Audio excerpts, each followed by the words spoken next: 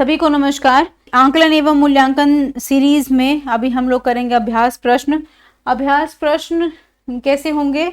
आपको प्रश्न पढ़ेंगे, प्रश्न पढ़ के आप नीचे कमेंट बॉक्स में उसके उत्तर लिखेंगे।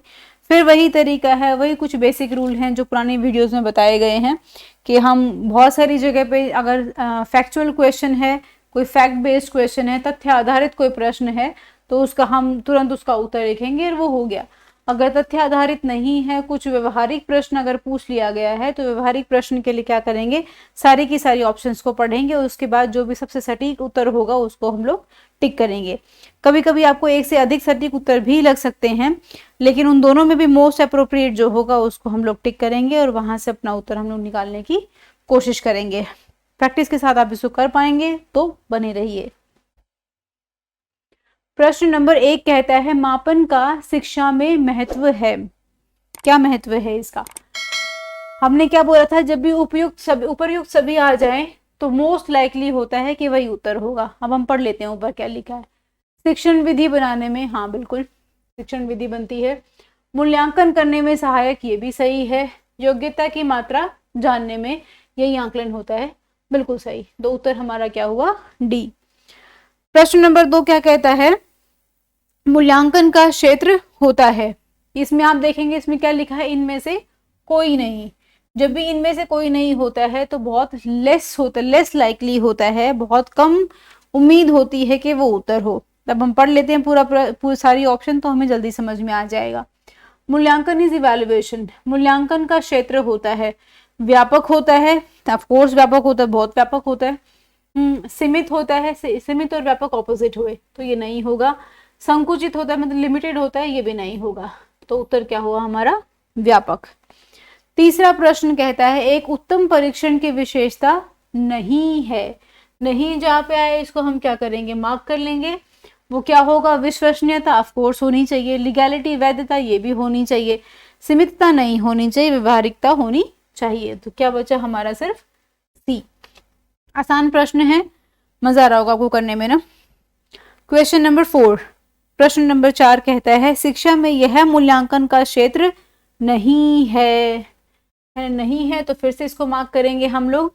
बुद्धि परीक्षा, ऑफ कोर्स हम लोग बुद्धि परीक्षा करते हैं।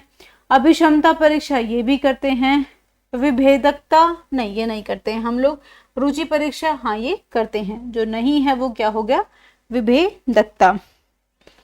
प्रश्न नंबर 5 कहता है, मापन व मूल्यांकन क्रमशः होते हैं, यानी ये मतलब रेस्पेक्टिव किस टर्म्स में कैसे होंगे? ये होंगे संख्या व गुणबोधक। मापन इज संख्या बोधक, मूल्यांकन इज गुणबोधक, बिल्कुल सही बात है। मापन इज गुणबोधक, मूल्यांकन इज शिक्षा बोधक ना, ये नहीं होता। मूल्यांकन हमेशा एनालिसिस, इवैल्यूएशन कैसी होगी? वो हमेशा क्वालिटेटिव होगी, क्वांटिटेटिव नहीं होगी। योग्यता व क्षमता बोधक, शायद नहीं, इनमें से कोई नहीं। जहां पे इनमें से कोई नहीं है तो मोस्ट प्रोबेबली है वो नहीं होता। तो हमारे पास बचा संख्या, गुण बोधक, योग्यता और क्षमता बोधक। क्षमता इंक्रीज डिक्रीज होती रहती है ना। मूल्यांकन किसी की क्षमता को नहीं आधारित कर सकता, मापन योग्यता को नहीं बता सकता। तो हमारा ऑप्शन क्या हुआ? ए। उत्तर हमारा हुआ ए। प्रश्न नंबर 6 में चले जाते हैं, निम्न में से एक विधि मानसिक चिकित्सा हेतु प्रयुक्त की जाती है। ए क्या है? स्वप्न विश्लेषण विधि, ड्रीम एनालिसिस मेथड। रोशी विधि, वस्तुनिष्ठ विधि, व्यक्तित्व विधि। ये याद करने का है, इसका उत्तर है ए। इसको याद कर लेंगे ताकि अगर परीक्षा में प्रश्न आया तो आप उसको कर सकें। प्रश्न नंबर 7 कहता है, कौन सी विधि व्यक्तित्व के उन पहलुओं को उजागर कर देती है जिनसे वह स्वयं अनभिज्ञ होता है? साक्षात्कार विधि कभी कभी होता है, कभी कभी नहीं होता।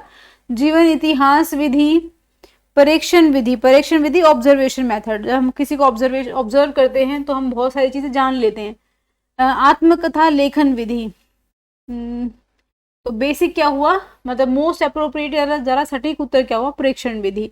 जैसे आप कैसे बोलते हैं, आप कैसे चलते हैं, आप कैसे दिखते हैं, आपने किस तरीके से बात की। अगर खुद को रिकॉर्ड करके खुद को ऑब्जर्व करेंगे उस वीडियो में, तो आप पाएंगे कि गलती कहाँ पे है, या फिर जो बहुत अच्छाई है तो वो अच्छाई कहाँ है। तो मुझे लगता है ऑब्जर्वेशन मेथड इसका सही उत्तर है।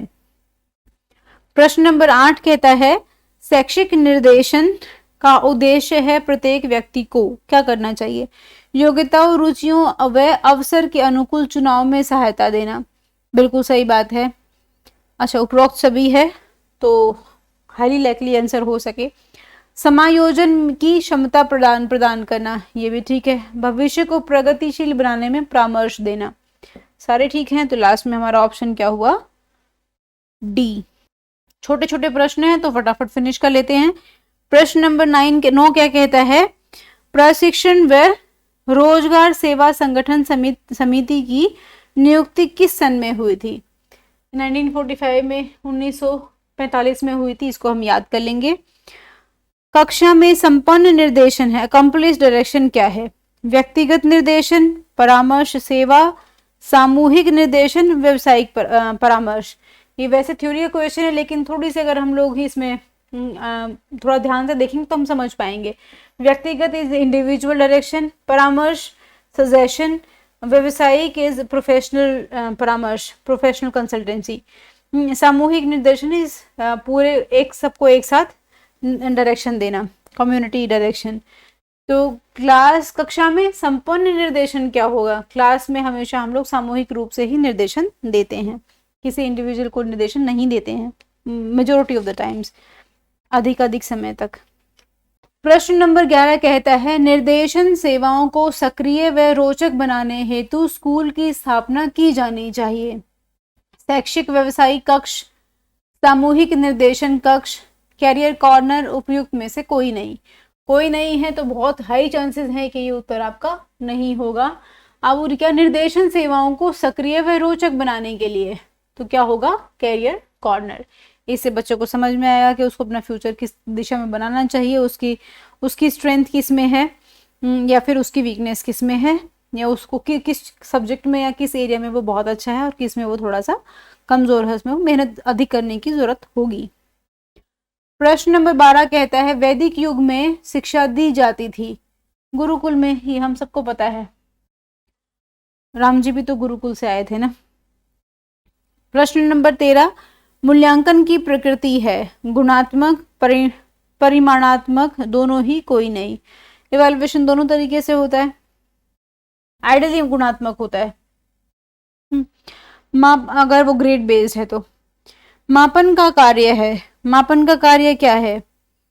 निदान, पूर्व कथन, सफल्य। ये है समफल्य है, ये स्पेलिंग एरर है, इसको हम कह सकते हैं समफल्य।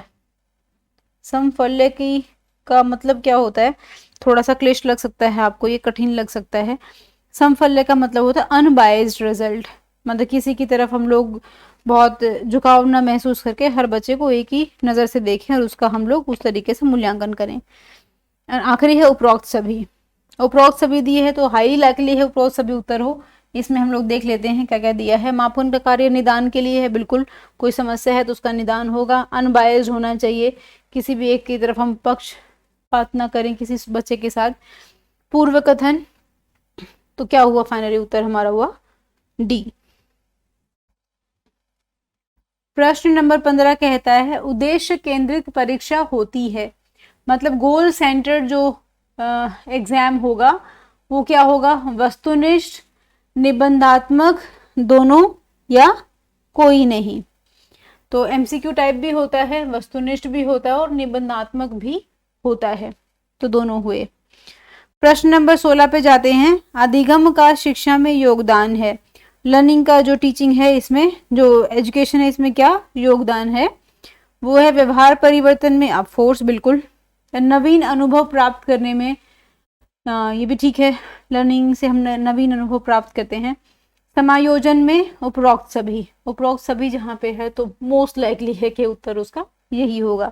ऊपर से दो ठीक भी हैं तो फाइनली यही उत्तर हुआ। जॉन डीवी का कथन है, जॉन डीवी ने क्या कहा है? जॉन डीवी ने जो कहा है वो हमें याद करना होगा। उन्होंने कहा है विद्यालय एक विशेष वातावरण है, एक स्पेशल एनवायरनमेंट है, इसको आप याद कर लें। लर्निंग ईबी क्या है? लर्निंग ईबी है प्रतिवेदन, प्रतिवेदन का मतलब है रिपोर्ट। ये एक रिपोर्ट है, इसको भी आप याद कर लें। ये तथ्य आधारित प्रश्न है, इसको आपको सिर्फ याद करना होगा तो आपको आसानी होगी परीक्षा केंद्र में। प्रश्न नंबर 19 कहता है छात्रों द्वारा शिक्षकों का मूल्यांकन आरंभ हुआ।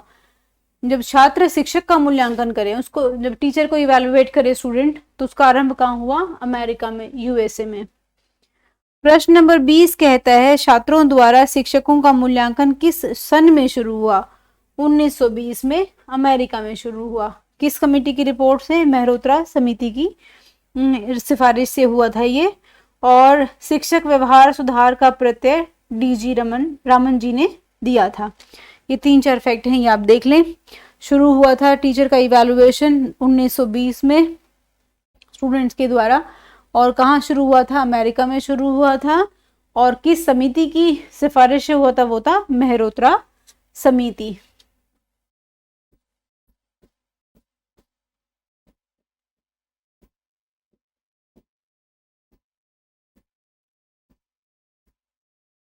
इसको याद कर लीजिएगा और देखिए आपने कितने प्रश्न ठीक किए।